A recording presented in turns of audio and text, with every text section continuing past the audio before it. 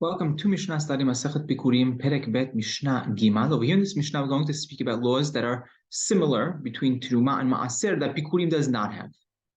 Right? V'yesh b'teruma v'maaser ma she'en ken b'bikurim. Right? Laws Teruma and Maaser don't apply to Bikurim. She'teruma v'maaser osrim et hagoren. Right? Teruma and Maaser. Right? They make the goren. Right? So if it's on the threshing floor, everything is still tevel until you go ahead and separate out the Teruma and Maaser, which is not the case by Bikurim, right? Bikurim not separating on the threshing floor, right? You're separating that, you're marking off the first fruits that grow on the tree, right? So there's no issue of tevel when it comes to Bikurim. The yesh lahem shiur, right? Both have an amount, right? Maaser, obviously, right? It's talking about Maaser literally means a tenth, right? So it's a tenth of the produce. Teruma, we know also Hachamim gave it a shiur, right? Ain tova, ain ra'ah, benonit, right? 1 in 50, right? Which is about 2%, right? That's now when it comes to bikurim, in laim shiur, right? We know this from the Mishnah to Masechet Pe'ah, right? That they don't have any shiur. What's interesting is bikurim does end up getting a shiur.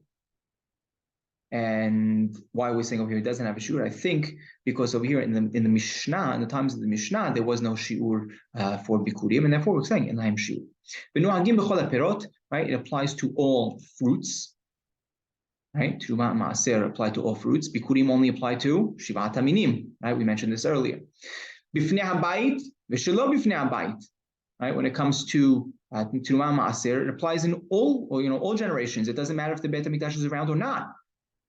Right? You still need to separate Teruma, you still need to separate Maaserot, which is not the case by Bikurim. Bikurim, we know the Pasuk says that the Kohen takes the basket from you, right? He places that in front of the Mizbeach of Hashem, right? So it has to be placed in front of the Mizbeach. That only applies when the Beit HaMikdash is around.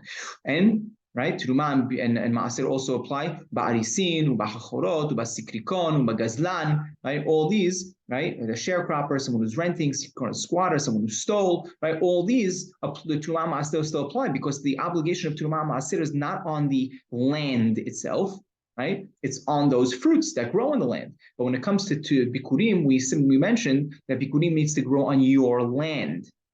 Right? And for these other people, they don't own property. Right? This is the laws to Maaser, which do not apply to Bikurim.